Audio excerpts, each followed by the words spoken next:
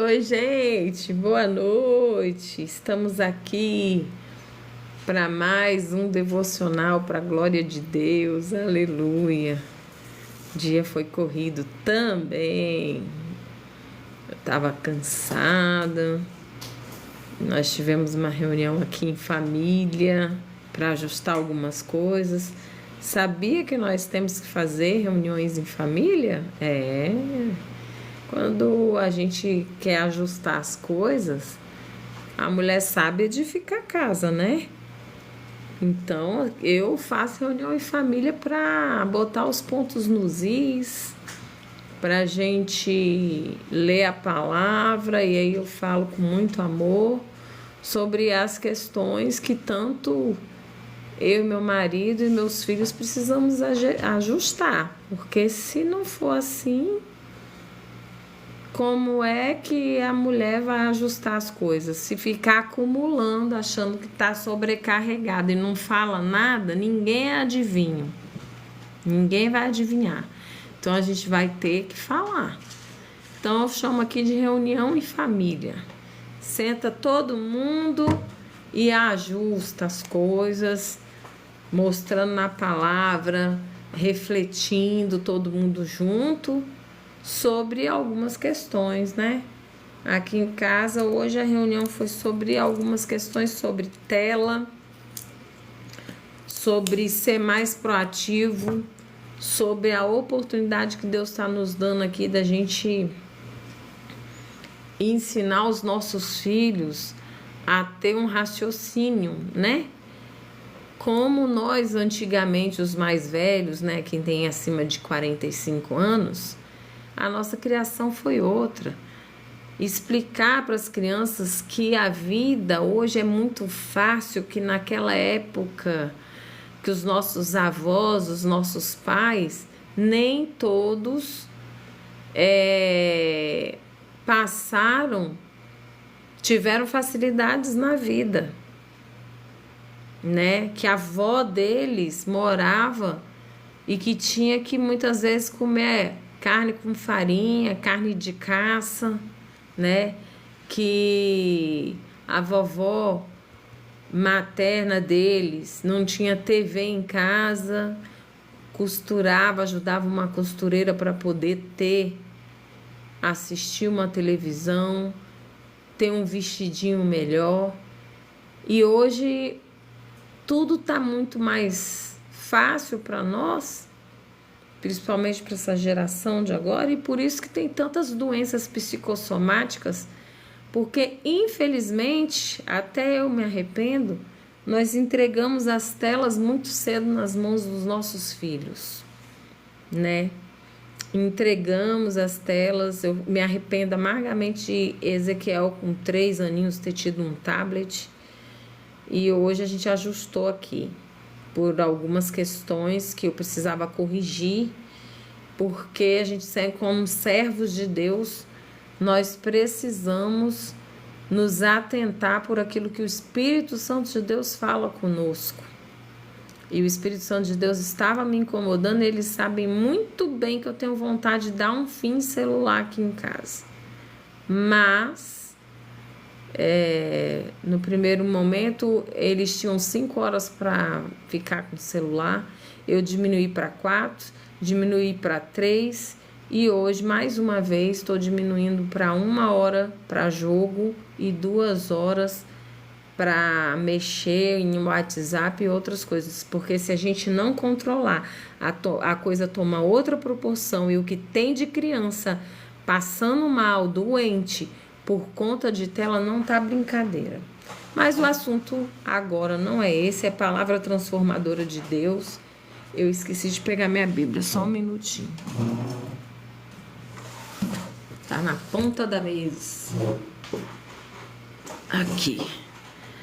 E a gente vai ler 2 Timóteo 3, do 10 ao 17, né?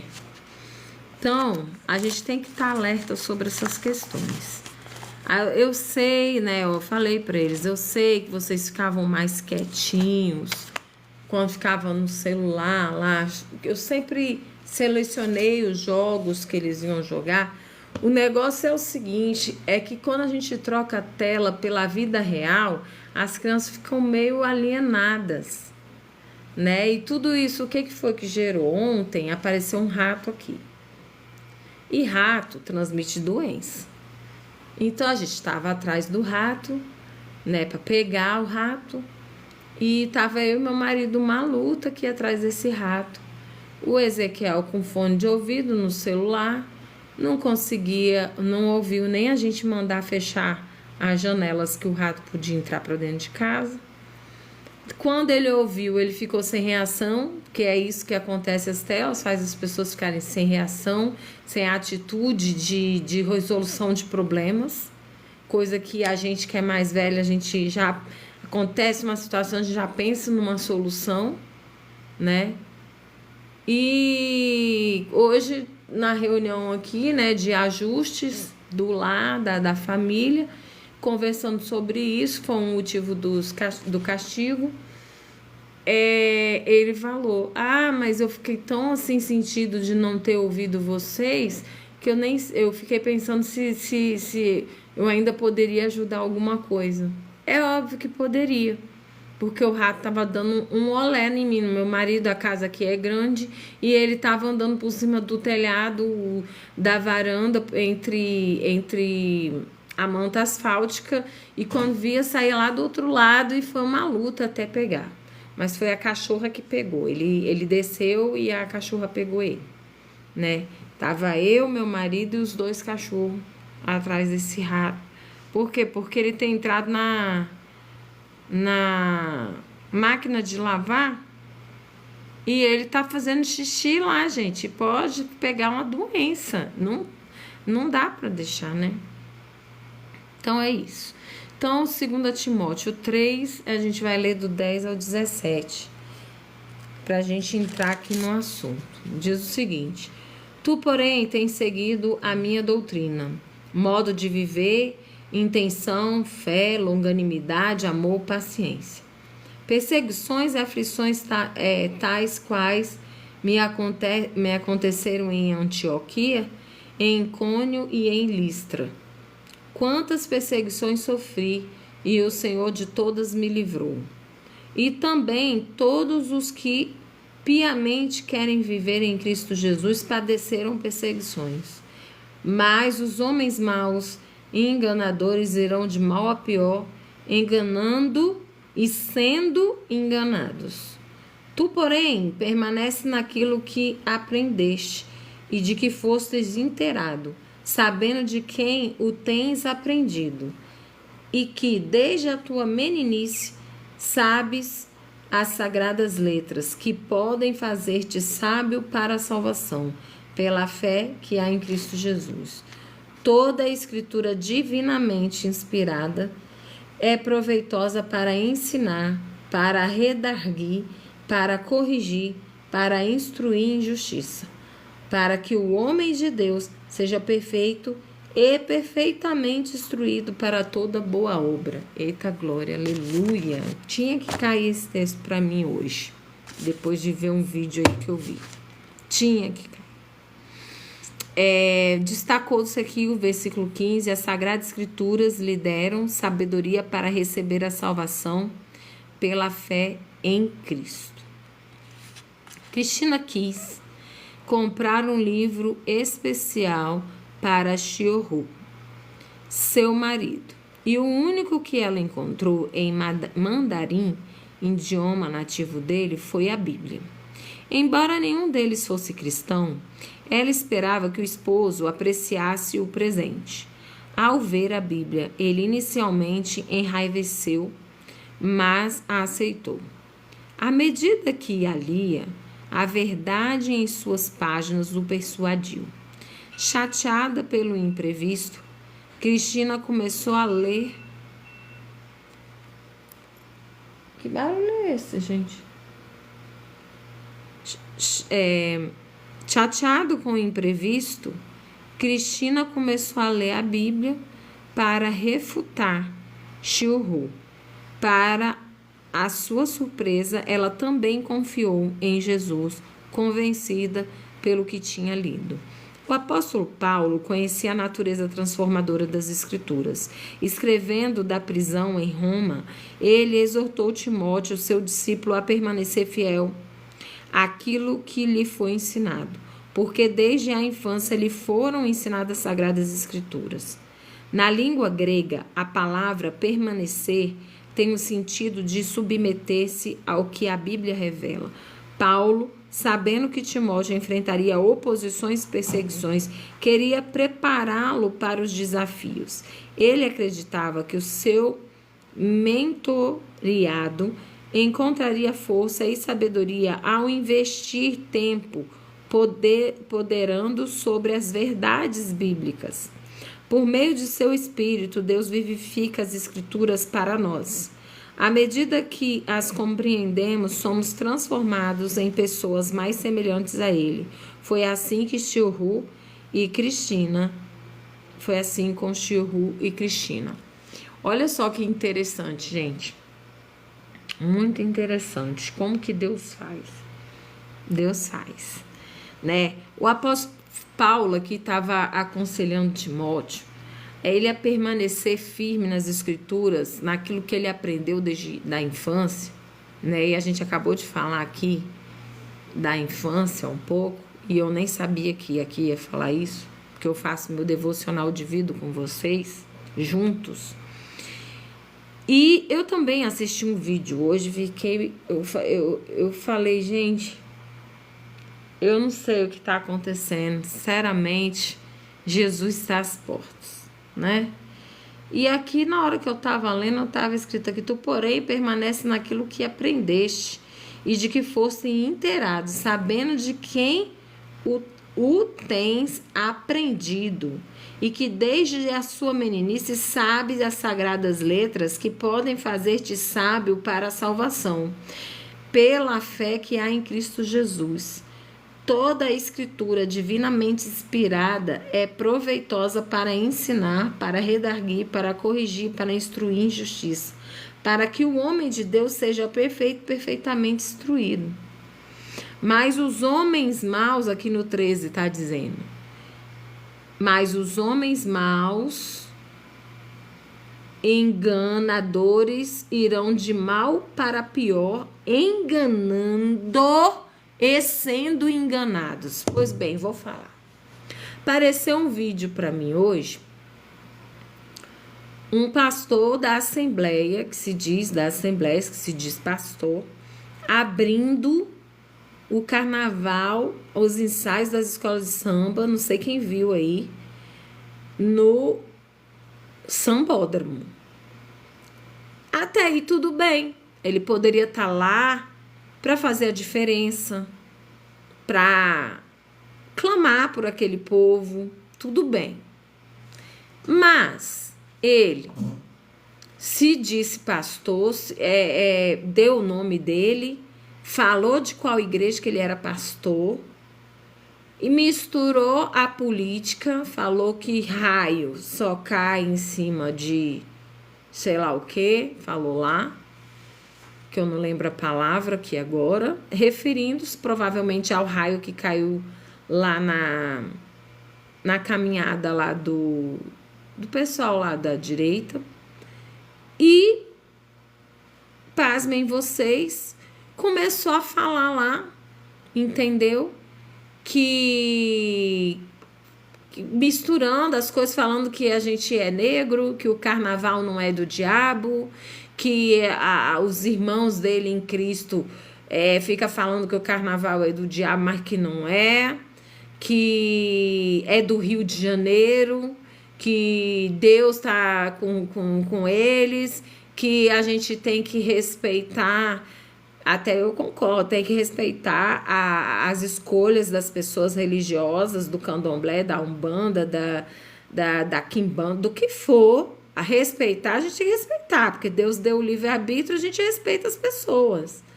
Mas daí, misturar o santo com o profano, meu irmão, não rola. E aí me vem esse texto aqui. Mas os homens maus, enganadores, irão de mal para pior, enganando e sendo enganados. Enganando. Por isso que a palavra de Deus diz que os falsos profetas enganariam a muitos, inclusive os escolhidos. Então, por isso que eu falo, a gente tem que vigiar, que está dizendo, palavra transformadora de Deus.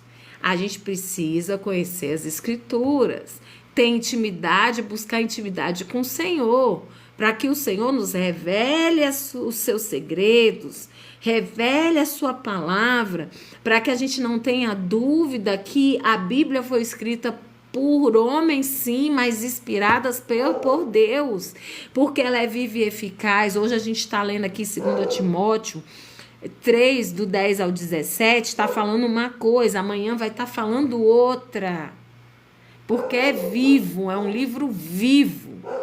Tanto é que a história aqui do devocional conta que a Cristina, esposa do Chiru, que era um oriental, que ela deu uma Bíblia, porque foi o único livro que ela achou em Ramari, como é que é o nome? Na palavra deles lá, que eu esqueci o nome, Tamarim? Ai, não sei, Mandarim. E ele começou a ler, meio chateado, mas se converteu. E ela foi ler para poder conversar com ele sobre o assunto, também se converteu, porque é a palavra que liberta, é a palavra que nos cura, é a palavra que cura o corpo, a alma, o espírito, é na palavra que a gente encontra direção, é na palavra, Gente, a coisa tá escancarada, a coisa tá feia demais. Essa história de coisa ecumênica, se for para não haver guerras por causa da religião, ok. Mas se for para igualar tudo, gente, eu fui do candomblé. Tenho que dizer para vocês. Eu fui do candomblé. As entidades às quais eu servia hoje se submetem ao nome de Jesus. Se fosse algo do bom, do bem, não se submetia, não saía em nome de Jesus. Antes de me mudar aqui para onde eu estou morando, eu fui convocada por uma mãe desesperada lá no condomínio que eu morava no Rio, porque a filha dela estava manifestada. E eu cheguei lá, era uma entidade dessas religiões afro. Era uma entidade. E foi uma luta para expulsar, mas saiu no nome de Jesus. Tentou machucar a pessoa, tentou se jogar da janela, tentou agredir o marido. Gente, aonde que isso é de Deus? Por favor, não misturem as coisas, meu Deus. Olha, eu sinceramente eu não peço nem misericórdia, porque Deus me impede. Ele fala, não pede misericórdia. Deus está cansado, ele está a ponto de vomitar essas coisas que estão acontecendo. Quando a mão de Deus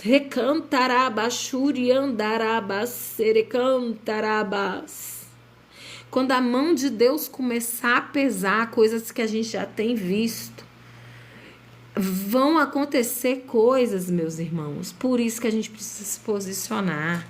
Deus é amor, mas ele é fogo consumidor. Ele quer alcançar, sabe, aqueles que falam assim,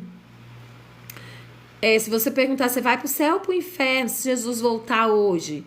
Ah, eu acho que eu vou para o inferno. Por quê? Porque eu estou em pecado. A pessoa tem ciência de estar em pecado, ela sabe que está fria. Mas Deus diz na palavra dele que ou você deve ser frio ou quente. Porque o morno, ele está a ponto de vomitar. E essas pessoas ficam falando essas heresias, misturando o santo com o profano, abrindo concessões das coisas da palavra, falando que são servos do Senhor e não são. Meu Deus do céu. Só o Senhor. Mas a pergunta que não quer calar sobre o nosso devocional é: Ezequiel, meu Deus, Só um minuto que meu filho deixou o ovo aqui, eu acho que vai explodir.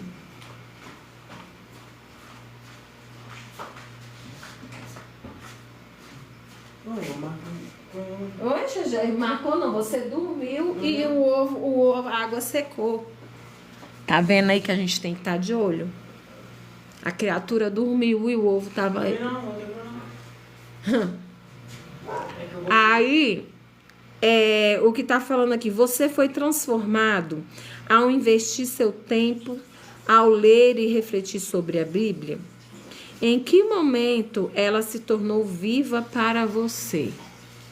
Eu fui transformada, eu posso dizer, né? Igual eu falei aqui, que eu já fui do candomblé e tudo mais.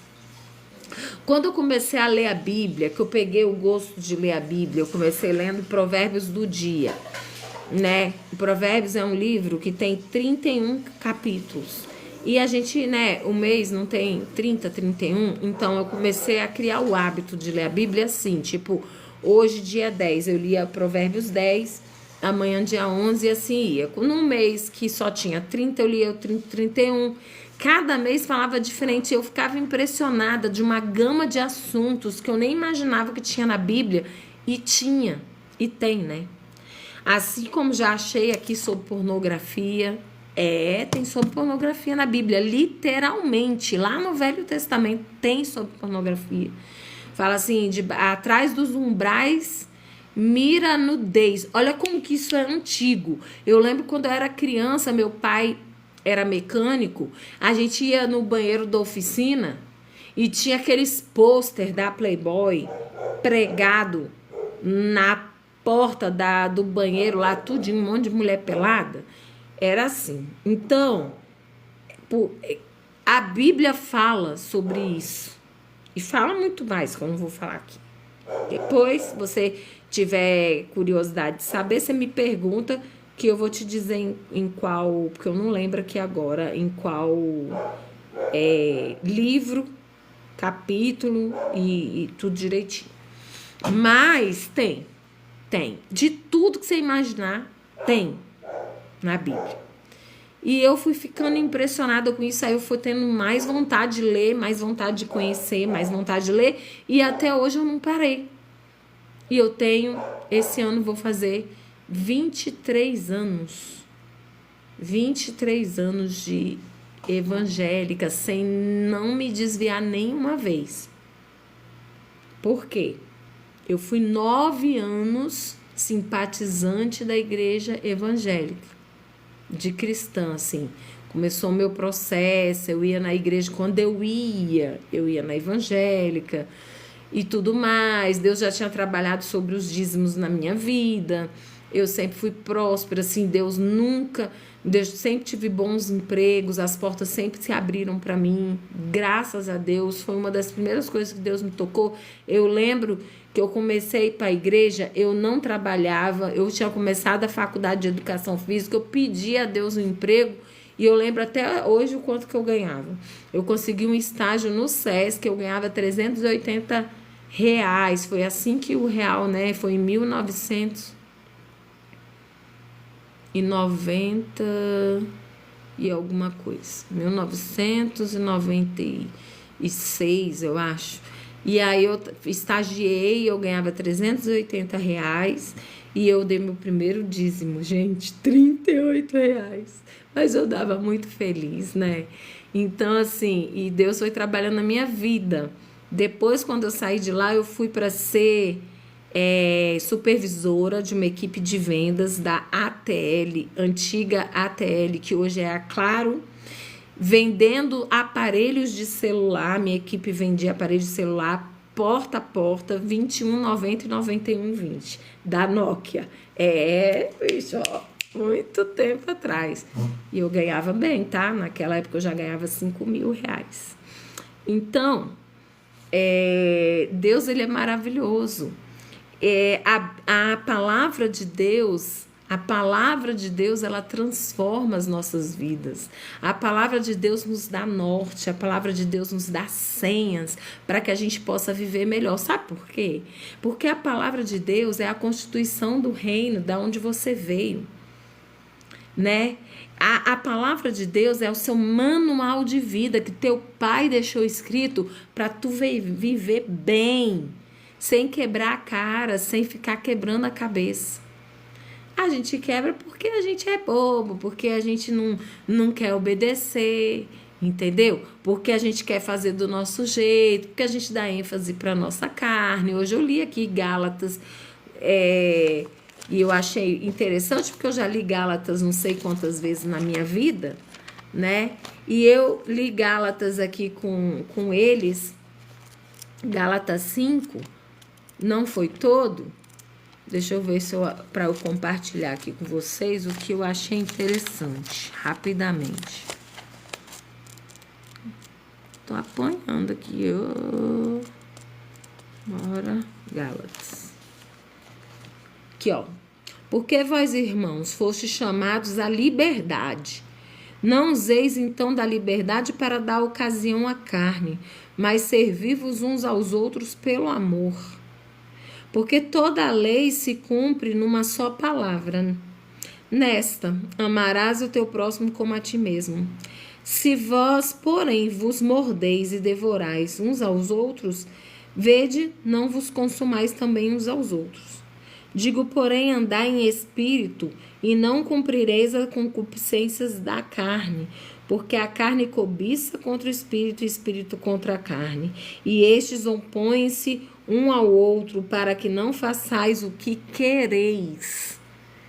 Quando a gente faz o que a gente quer, a gente está seguindo a nossa carne.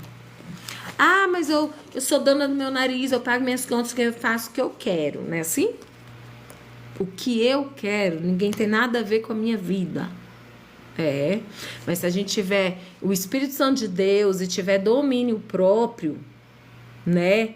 A gente vai fazer não o que a gente quer, mas o que é da vontade de Deus, né? Eu estava comentando aqui, uma das coisas que me motivou a ter essas conversas aqui hoje na reunião em família com meus filhos e diminuir o tempo deles de jogo, é que todas, praticamente 90% das lives que eu tenho feito no momento de oração, tem uma ou mais pessoas que pedem para a gente estar orando para que elas possam se libertar do vício, sabe do que, gente? De jogos.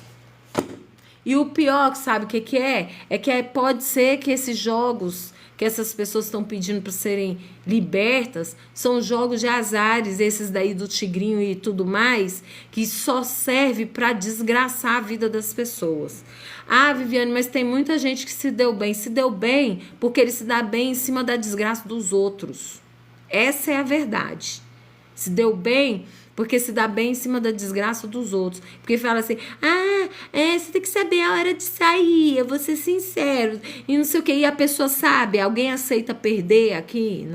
Ninguém aceita perder. Então começa ganhando, depois perde, aí perde tudo que ganhou, tentando recuperar o que tá perdendo, e vai virando uma bola de neve, e com isso aí, ó, um monte de gente aí devendo agiota, desgraçando a vida, arrumando divórcio, né? E muito mais por causa disso. Eu lá no meu trabalho também tinha um amigo viciado nisso daí. E ele, quando perdia dinheiro, ele não conseguia nem trabalhar direito, ficava pensando que à noite ele tinha que sentar no computador para poder recuperar o que ele tinha perdido. É muito triste. É muito triste, né?